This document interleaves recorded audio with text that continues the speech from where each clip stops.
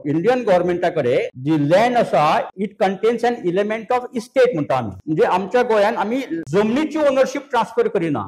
आता आम्ही जे 1/14 ऑक्युपंट म्हणून दाखयला तितके आम्ही ओनर म्हणता. Actually no, owner is a government if you follow that record of rights.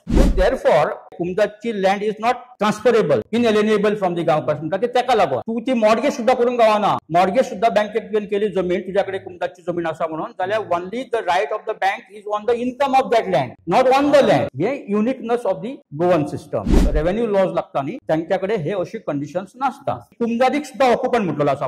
तो एक रॉंग कन्सेप्शन आहा लोकां भितर गोंयान की कुमदाद जमीन म्हणजे कितें की ज्या जाग्याचेर ऑक्युपंट म्हणून कुमदादचें नांव आसा ती कुमदाद. It is not so.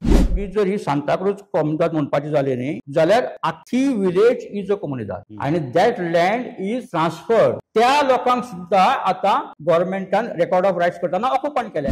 दिवपी जमीन आसा तोय ऑक्युपंट आणि घेवपी जमीन आसा तोय ऑक्युपंट, दोन्ही ऑक्युपंट झाले. Of course it is not right. ते लॉ लँड रेव्हेन्यू कोड आमकां जो हाडला पळय न्हू it is imported from Maharashtra. पण त्यांची सिस्टम वेगळी, त्यांची जमीन वेगळी, आमची जमीन वेगळी. हे त्या टायमाचेर कोणी लक्षात घेवंक ना. जशे ऑफिसर सांगता तशे प्रमाणे हांगासर ते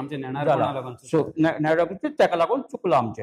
ते रेक्टिफाय तेन्ना करपाक जाय आसलें. आता ते खूप देस्पेस आहा, त्रास आसा, पूण करूंक जाय ते कोणी तरी. If you want to protect. आमचेर आसा.